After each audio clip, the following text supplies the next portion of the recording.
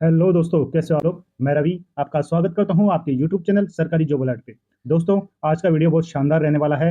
जिस वैकेंसी का नोटिफिकेशन आया है और उसकी डिटेल मैं आपको बताने वाला हूं। तो दोस्तों, एक तो जिस विभाग से निकला है वो, और एक जो पोस्ट है आपकी, ये दो चीजें हैं। जब आपको मैं बताऊंगा तो दोस्तों, ये पर्टिकुलर ही कैंडिडेट के लिए होगा। तो दोस्तों, वो सारी चीजें डिटेल जब आप सुनोगे तो दोस्तों, ये मान के चलिए जो कैंडिडेट एलिजिबल होगा ना, वो तो इस फॉर्म में अप्लाई करेगा ही करेगा। ठीक है दोस्तों।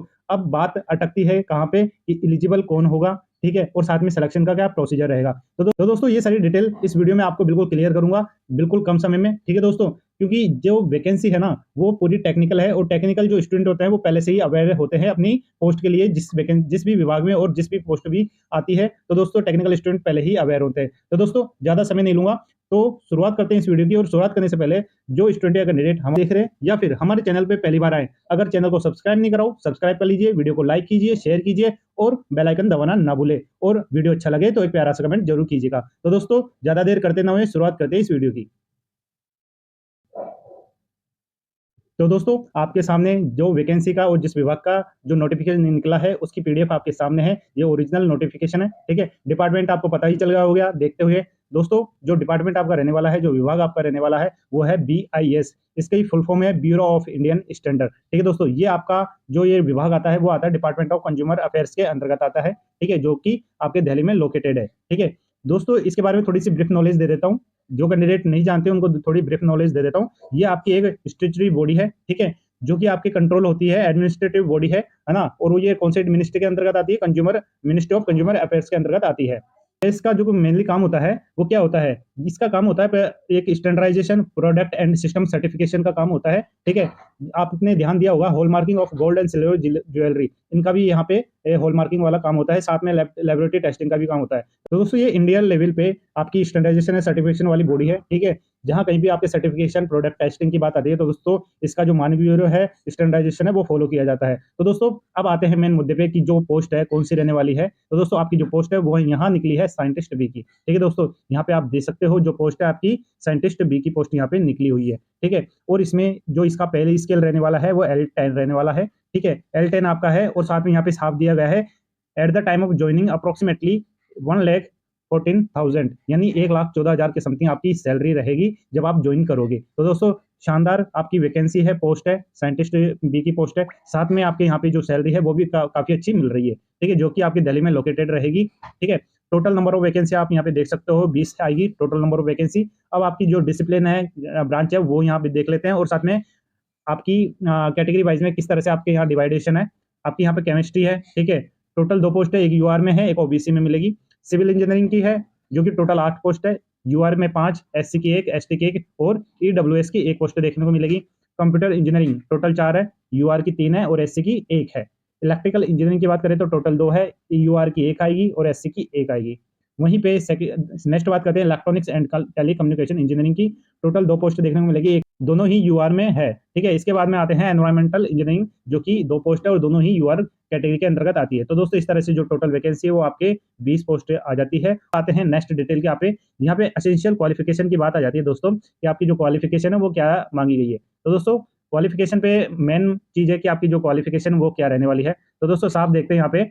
सबसे पहले सिविल इंजीनियरिंग की बात करते हैं दोस्तों। सिविल इंजीनियरिंग में आपको यहाँ पे आपका बैचलर डिग्री मांगी गई है इंजीनियरिंग में। ठीक है, बैचलर डिग्री या आपका बीटेक, दोनों ही एक चीज होती है। ठीक है दोस्तों, इसमें आपके कंप्लीट डिग्री मांगी गई है, परसेंटेज मांगा गया है यहाँ पे 60%। ठीक है, साथ में आपको SC ST में यहाँ पे छूट मिली है, यानी 50% आपका वहाँ पे मांगा गया है SC ST के लिए। बाकी जो रिमेनिंग कैटेगरी है उनमें यहाँ पे 60% का जो 60% एग्रीगेट मांगा गया है पूरा ऑल ओवर डिग्री के अकॉर्डिंग। ठीक है, ये तो आपकी डिग्री की बात है। अब इसके अलावा जो आपका चाहिए, गेट का स्कोर कार्ड चाहिए। अब गेट का स्कोर कार्ड दोस्तों आपके 3 साल पीछे तक का मांगा गया है, यानी 2023, 2024 और 2025 यहाँ तक का आपका गेट का स्कोर मांगा गया है। ठीक है दोस्तों, यहाँ पे दोस्तों जो आपका ब्रांच है उसी ब्रांच से आपकी डिग्री होनी चाहिए, और भी आपका जो गेट का स्कोर कार्ड है वो होना चाहिए। साथ में आपका दोस्तों यहाँ पे आप देख सकते हो, जैसे सिविल की बात करें, कंप्यूटर, इलेक्ट्रिकल, इलेक्ट्रॉनिक्स और एनवायरमेंटल, और साथ में केमिस्ट्री, जो आपकी यहाँ पे ब्रांच दी गई है उसी ब्रांच से आपकी बीटेक या आपकी बीटेक बैचलर डिग्री होनी चाहिए। अंतर सिर्फ एक ही आता है कि आपकी जो केमिस्ट्री वाली ब्रांच है, ठीक है, उसमें आपका मास्टर डिग्री मांगी गई है।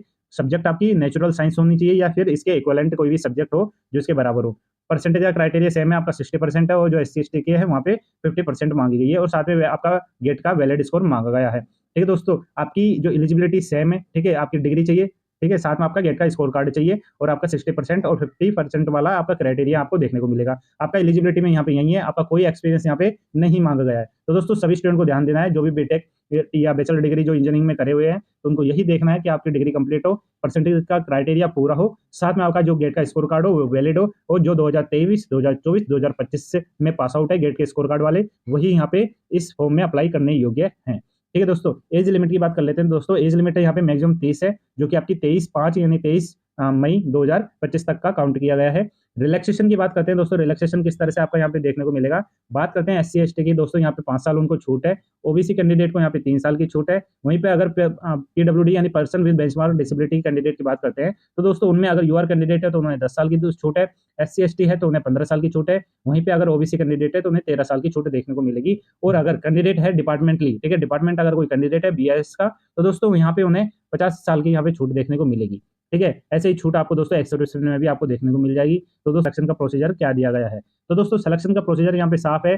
Short list based on GATE 2023, 2024, 2025, यानी सबसे पहले आपका शॉर्ट लिस्टिंग होगी। ठीक है, वो किसके थ्रू होगी, आपका गेट के वैलिड स्कोर के थ्रू, जो कि आपका 2023, 24 और 25 का मान्य होगा। ठीक है, ये जो 3 साल के कैंडिडेट है वो अप्लाई कर सकते हैं। इनमें से आपके जो गेट का वैलिड स्कोर कार्ड है उसमें जो परसेंटेज है उसमें आपका शॉर्ट लिस्ट होगा। जो भी स्टूडेंट शॉर्ट लिस्ट होगा वो नेक्स्ट फेज के लिए अपीयर होंगे। ठीक है, यहाँ पे आप देख सकते हो वैलिड स्कोर के जो है उसके थ्रू आप शॉर्ट लिस्ट होंगे। ठीक है, और जो भी शॉर्ट लिस्ट होते हैं कैंडिडेट, उनको वो अपीयर होते हैं पर्सनल इंटरव्यू के लिए। ठीक है, यानी जो शॉर्टलिस्ट कैंडिडेट होंगे उनका डायरेक्ट पर्सनल इंटरव्यू होगा। ठीक है, और पर्सनल इंटरव्यू, ठीक है, पर्सनल इंटरव्यू होगा आपके गेट के वैलिड स्कोर के थ्रू। ठीक है, आपका अब इसमें गेट का जो वैलिड स्कोर है, परसेंटेज का जो इसमें सिस्टम दिया गया है वो किस तरह का रहता है, तो दोस्तों यहाँ पे साफ दिया गया है, higher percentage will be given seniority in merit. ठीक है, अब मेरिट में किस तरह से परसेंटेज का सिस्टम रहेगा, तो दोस्तों यहाँ पे आपके एक परसेंटेज का फॉर्मूला दिया गया है। तो दोस्तों गेट का जो स्कोर कार्ड है, ठीक है, वो यहाँ पे फिट होगा। जो फॉर्मूला की जो आपकी सिस्टम है इसमें दिए गए हैं उसी के अकॉर्डिंग आपका परसेंटेज काउंट होगा, और परसेंटेज के थ्रू आपका ही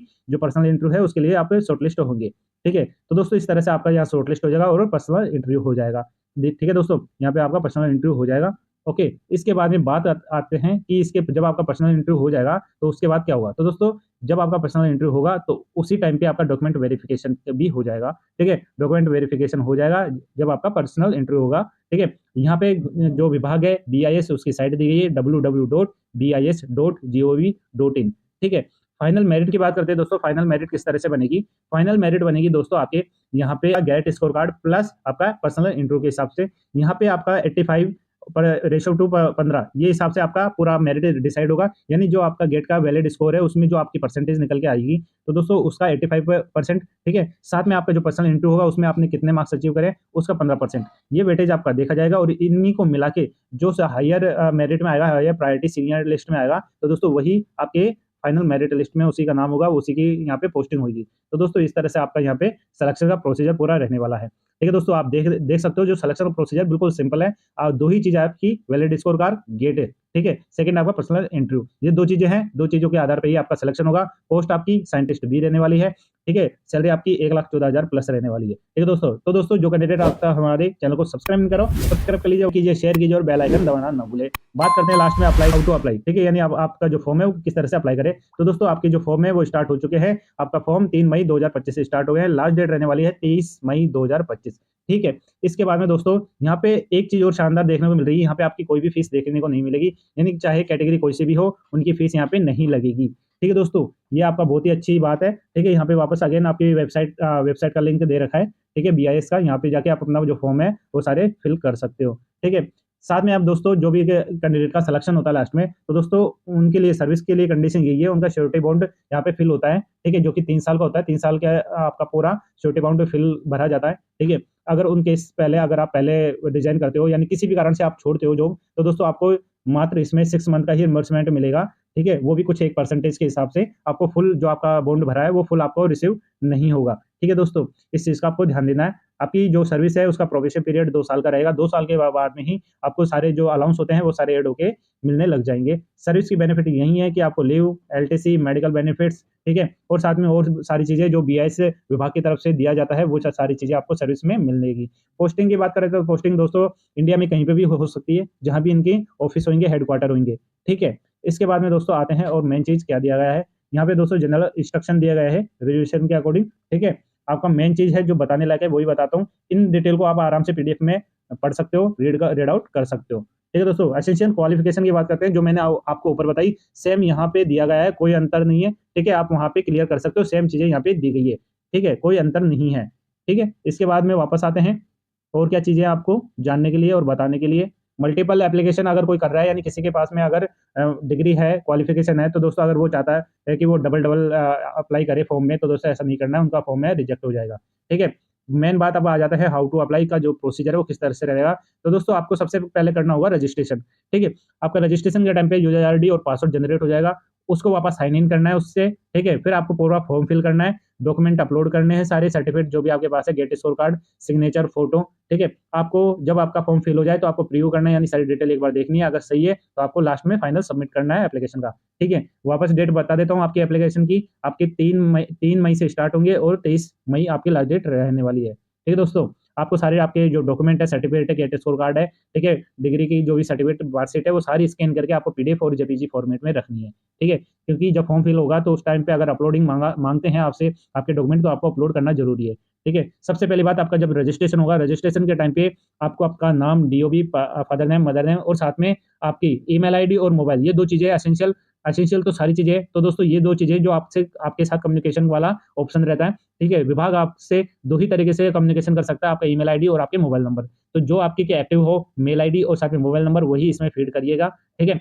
जिससे रेगुलर चेक करते रहिएगा, जिससे विभाग द्वारा जो भी कोई अपकमिंग अपडेट आता है तो आपको अपने मेल पे या फिर मोबाइल टेक्स्ट में मिल सके, ठीक है। इसमें प्रोसीजर बता दिया गया है रजिस्ट्रेशन का, कि रजिस्ट्रेशन का क्या प्रोसीजर दिया गया है, ठीक है। आपको यहाँ पे साइट दी गई है बीआईएस की, यहाँ पे जाना, आपको वेबसाइट, आपकी जो विभाग की वेबसाइट है वो ओपन हो जाएगी। यहाँ पे आपको देखने को मिलेगा कैरियर अपॉर्चुनिटी नाम से आपको एक ब्लॉग मिलेगा, ठीक है। इस पे क्लिक करना है, उस पे क्लिक करने के बाद में एक नई स्क्रीन डेस्कटॉप आपका डैशबोर्ड ओपन होता है, रिक्वायरमेंट, एडवर्टाइजमेंट, रिजल्ट। इस पे जब क्लिक करोगे तब आपके सामने एक लिंक का ओपन होगा, requirement to the post of scientist B. जब इस पे क्लिक करोगे, ठीक है दोस्तों, यहाँ पे आपको देखने को मिलेगा link for online application by candidate. जब इस पे आप क्लिक कर जाओगे तो आपके सामने एक नया डैशबोर्ड हो जाएगा, नई स्क्रीन ओपन हो जाएगी। वहां पर्टिकुलर आपके जो फॉर्म ओपन करने वाले स्टूडेंट है, एक तो नया रजिस्ट्रेशन करने वाले, साथ में जिन्होंने रजिस्ट्रेशन कर रखा है वो उन्हें वापस साइन इन करके अपना पूरी डिटेल फिल करना है, अपना फॉर्म फाइनल सबमिट करने का ऑप्शन मिलेगा, ठीक है। यहाँ पे जो मैंने बोला, आपकी मेल आईडी और मोबाइल नंबर बिल्कुल करेक्ट डालने हैं, ठीक है। साथ में आपकी जो भी जितने स्टेप यहाँ पे दिखाई जाती है, आपकी पर्सनल डिटेल, एजुकेशन डिटेल, ये सारे स्टेप बाय स्टेप चलते जाते हैं, आपको बिल्कुल करेक्ट डाटा डालना है और सेव एंड सबमिट करते जाना है, ठीक है। इसके बाद में और डाटा कुछ नहीं है, जो मैंने सारी चीजें अभी बताई वो सारी चीजें यहाँ पे लिखी हुई है, ठीक है। यहाँ पे आपका फोटोग्राफ और इमेज का पूरा साइज दिया गया है, मैक्सिमम 200 केबी का दिया गया है, ठीक है। सिग्नेचर का यहाँ पे भी 200 केबी दिया गया है, और अदर डॉक्यूमेंट, ठीक है। अगर यहाँ पे कमांड मांगते हैं आपसे आपसे पूरे डॉक्यूमेंट, तो दोस्तों वो कमांड डॉक्यूमेंट करके आपको 1 MB की फाइल, मैक्सिमम फाइल बननी चाहिए, इससे ज्यादा की नहीं बननी चाहिए, ठीक है। ये आपके डॉक्यूमेंट है जो आपके अपलोड मांगते हैं, ठीक है। आपके अदर इंपॉर्टेंट इंस्ट्रक्शन में दोस्तों ज्यादा कुछ खास है नहीं, ठीक है। मात्र इतना ही है कि आप जो भी डिटेल डालो वो बिल्कुल करेक्ट डालनी चाहिए। तो दोस्तों जो इंपॉर्टेंट डाटा है आपको बताने लायक, ठीक है, आपकी पोस्ट क्या है, टोटल नंबर ऑफ वैकेंसी क्या है, सिलेक्शन का प्रोसीजर क्या है, वो सारा डाटा मैंने आपको बता दिया है। फॉर्म कब से स्टार्ट होंगे, लास्ट डेट कब रहने वाली है। तो दोस्तों सारी डिटेल मैंने बता दी है। अब बात आती है, जो स्टूडेंट अब तक हमारे चैनल को सब्सक्राइब नहीं करा हो, सब्सक्राइब कर लीजिए, वीडियो को लाइक कीजिए, शेयर कीजिए, बेल आइकन दबाना ना भूले। साथ में दोस्तों आपको क्लियर कर देता हूँ, हमारा जो यूट्यूब चैनल है वो पर्टिकुलर आपके जो भी विभाग, जितने भी विभाग होते हैं वहां से जो वैकेंसी निकलती है, तो दोस्तों बहुत वैकेंसी का तो स्टूडेंट को पता होता है, पर बहुत वैकेंसी का नहीं पता होता। हालांकि उनमें नंबर ऑफ वैकेंसी कम निकलती है, जिस तरह से इस विभाग में निकली है। तो दोस्तों उनके सभी नोटिफिकेशन, ठीक है, और उनके उनके द्वारा जो भी अपडेट होता है, आप हमारे चैनल से देख सकते हो। उसके लिए आपको हमारे चैनल को सब्सक्राइब करना होगा। साथ में इनके अलावा जो भी आप छोटे मोटे अपडेट आते हैं वो आपको हमारे टेलीग्राम ग्रुप में मिल जाएंगे। इसलिए आपको हमारा जो टेलीग्राम का लिंक है वो आप हमारे वीडियो के डिस्क्रिप्शन बॉक्स में मिल जाएगा, वहां से आप हमारे टेलीग्राम ग्रुप को ज्वाइन कर सकते हो। वहां पे भी आपको हमारे सारी तरह के विभिन्न प्रकार के जो अपडेट है वो मिलते रहते हैं। तो दोस्तों किसी भी स्टूडेंट को किसी भी तरह की अगर क्यूरी हो, कोई भी समस्या हो, डाउट हो, तो आप हमारे कमेंट बॉक्स में कमेंट कर सकते हैं, जिससे आपकी जो समस्या है, जो डाउट है, वो मैं पूरी कर सकूं। ठीक है दोस्तों, हमारे टेस्ट में रह सकते हो, आप हमारे टेलीग्राम ग्रुप और हमारे जो यूट्यूब चैनल है उससे जुड़े रह सकते हो। ठीक है दोस्तों, इस वीडियो को मैं यहीं समाप्त करता हूँ। मिलता हूँ नए अपडेट, नए नोटिफिकेशन, नए रिजल्ट के साथ में। धन्यवाद, जय हिंद।